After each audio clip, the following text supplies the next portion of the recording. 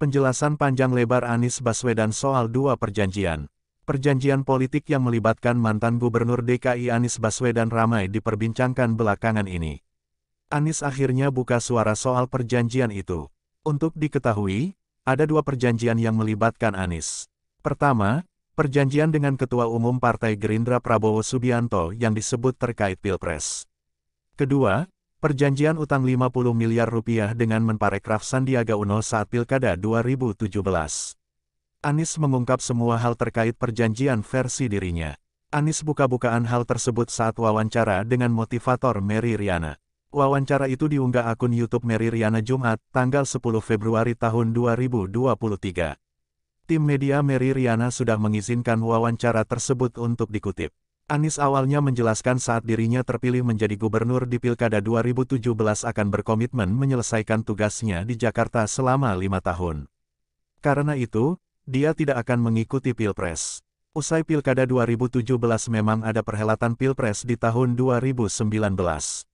Sebenarnya sederhana, saya sampaikan pada waktu mulai bekerja bahwa saya akan fokus di Jakarta selama 5 tahun, dan sesudah Pilkada 2017 itu ada Pilpres 2019. Jadi saya sampaikan saya tidak akan tengok kanan kiri, saya akan full 5 tahun di Jakarta karena itu saya tidak akan mengikuti Pilpres, kata Anies. Perjanjian politik yang melibatkan mantan Gubernur DKI Anies Baswedan ramai diperbincangkan belakangan ini. Anies akhirnya buka suara soal perjanjian itu. Anies lantas menyinggung momen debat Cagup-Wagub yang ditanya panelis apakah akan ikut dalam perhelatan Pilpres. Komitmen menyelesaikan tugas 5 tahun di Jakarta ditekankan Anies dalam momen debat tersebut. Walaupun kalau ingat ya, pada saat debat pertama, debat calon gubernur loh, pertanyaan pertama dari panelis itu begini, Pak Anies, apakah Bapak akan maju Pilpres apa tidak? Loh ini lagi debat gubernur kok ditanyain Pilpres. Saya bilang, no, saya akan di Jakarta. Dan itu rekamannya ada, wong namanya juga debat, ujarnya. Jadi sesederhana itu, tuntaskan 5 tahun, sesudah itu kita tidak tahu apa yang terjadi. Saya tidak tahu apakah saya akan kembali mengajar, apakah saya akan meneruskan di pemerintahan. Kalau meneruskan di pemerintahan apakah tetap di Jakarta, apakah untuk tugas yang berbeda. Jadi kita komit 5 tahun, dan komitmen itu kita pegang, lanjut Anies. Anies lantas bercerita dirinya diajak jadi cawapres untuk mendampingi Prabowo Subianto di Pilpres 2019. Anies menolak ajakan tersebut karena komitmen janji 5 tahun di Jakarta. Jadi ketika di tahun 2018 saya diajak untuk menjadi wakil pasangannya Pak Prabowo, saya sampaikan juga kepada beliau. Pak Prabowo, terima kasih atas undangannya, ini sebuah kehormatan, tetapi saya punya komitmen untuk menyelesaikan di Jakarta selama 5 tahun. Jadi saya rasa itu, dan memang kuncinya adalah menyelesaikan janji dengan warga Jakarta, ujarnya. Anies menyebut banyak kontrak janji terhadap warga Jakarta yang dia tanda tangani. Salah satunya perjanjian dengan warga Kampung Akuarium. Karena janji saya dengan warga Jakarta, banyak tanda tangan tuh kontrak-kontrak politik dengan jaringan rakyat miskin kota, dengan Kampung Akuarium, dengan masyarakat kaki lima, itu semua janji-janji yang harus saya tunaikan. Apa yang harus saya sampaikan kepada mereka kalau setelah 1 tahun saya pergi? Kemudian, nanti mereka tidak lagi percaya kepada proses demokrasi. Karena yang bertanda tangan untuk mengikuti pemilu, begitu saja meninggalkan. Nah saya enggak mau kerjakan itu, itulah yang kemudian saya laksanakan, ujarnya. Anies menyebut dirinya tidak mengetahui apa yang akan terjadi setelah masa jabatannya habis menjadi gubernur DKI. Namun, saat terpilih menjadi gubernur di 2017 dia menekankan komitmen 5 tahunnya di Jakarta. Sesudah itu selesai, saya enggak tahu berikutnya apakan. Apalagi tahun 2017, dari mana kita tahu apa yang akan terjadi 5-7 tahun yang akan datang. Tapi itulah komitmennya dan itulah yang dilaksanakan, ucapnya.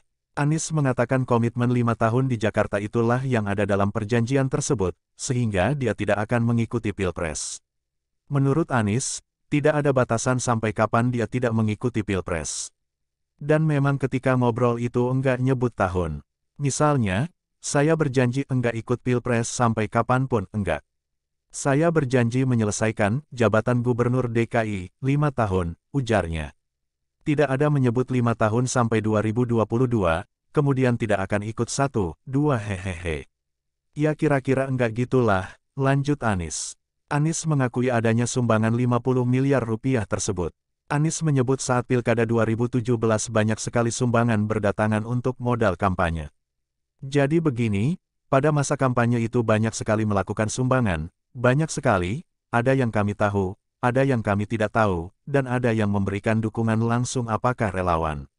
Nah kemudian ada pinjaman 50 miliar rupiah, sebenarnya bukan pinjaman tapi dukungan, yang pemberi dukungan ini meminta dicatat sebagai utang, jadi dukungan yang minta dicatat sebagai utang, kata Anies. Anies mengakui adanya sumbangan 50 miliar rupiah tersebut. Anies menyebut saat Pilkada 2017 banyak sekali sumbangan berdatangan untuk modal kampanye. Anies menegaskan uang 50 miliar rupiah itu bukan dari Sandiaga Uno. Anies menyebut pemberi 50 miliar rupiah itu sebagai pihak ketiga.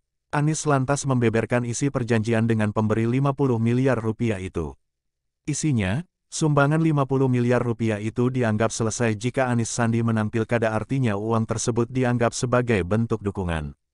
Namun jika kalah, 50 miliar rupiah itu dianggap utang dan Anies Sandi siap menggantinya.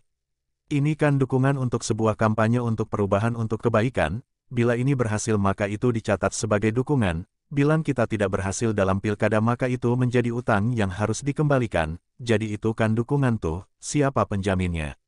Yang menjamin Pak Sandi, jadi uangnya bukan dari Pak Sandi, jadi ada pihak ketiga yang mendukung. Kemudian saya menyatakan ada suratnya, surat pernyataan utang, ujarnya.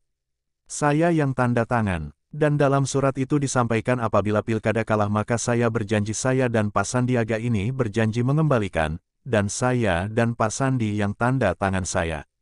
Apabila kita menang pilkada maka ini dinyatakan sebagai bukan utang dan tidak perlu jadinya selesailah.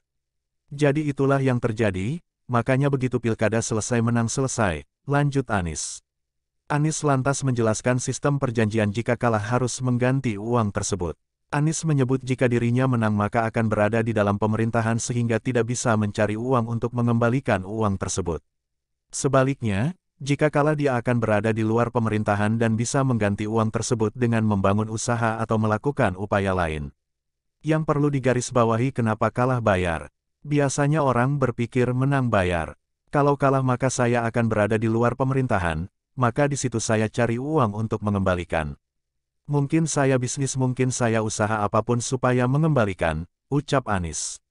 Kalau saya menang, saya masuk pemerintahan, saya tidak cari uang untuk bayar di pemerintahan untuk bayar itu. Kalau tidak, saya harus ngumpulin uang bayar utang. Bukankah ini yang menjebak kita selama ini dengan secara macam praktik-praktik fundraising untuk biaya pilkada, lanjut Anies. Kemarin sebaliknya bila kalah maka saya di luar pemerintahan, sah dong cari uang, sah dong punya usaha, tapi begitu menang saya masuk pemerintahan malah nggak usah diganti. Justru itulah dukungan Anda untuk Jakarta. Yang lebih baik, membawa perubahan Jakarta, imbu Anies. Anies menilai sistem perjanjian itu merupakan pola pikir baru. Dia menegaskan isu perjanjian itu bukan menjadi berita yang menggemparkan. Itu mindset baru. Cuma kan itu ada perjanjian yang karena ada seseorang yang mengungkap, ya sekarang kita ceritakan. Ada dokumennya. Jadi kalau memang suatu saat itu dianggap perlu dilihat, boleh saja, wong tidak ada sesuatu yang luar biasa di situ, ujarnya. Anies menegaskan perjanjian 50 miliar rupiah bukan sebuah utang yang harus dilunasi. Dia menekankan perjanjian itu sudah selesai. Jadi tidak ada sebuah utang yang hari ini harus dilunasi. Enggak ada, karena ketika pilkadanya selesai, ya selesai. Jadi, aneh ketika sekarang kita bicarakan soal ada utang yang belum selesai. Sudah selesai, karena perjanjiannya itu gini, ucapnya. Anies menilai sistem perjanjian itu merupakan pola pikir baru. Dia menegaskan isu perjanjian itu bukan menjadi berita yang menggemparkan. Jadi tidak ada sebuah utang yang hari ini harus dilunasi. Enggak ada, karena ketika pilkadanya selesai, ya selesai. Jadi, aneh ketika sekarang kita bicarakan soal ada utang yang belum selesai. Sudah selesai, karena perjanjiannya itu gini, ucapnya. Lebih lanjut, Anies berharap perjanjian sistem tersebut menjadi referensi ke depan. Dia menyebut tidak semua dukung-mendukung itu dijadikan utang. Saya berharap, pola seperti ini bisa menjadi bahan referensi untuk dipikirkan. Bahwa mendukung itu untuk perubahan, bukan mendukung sebagai investasi untuk nanti dikembalikan dalam bentuk privilege-privilege, ucapnya.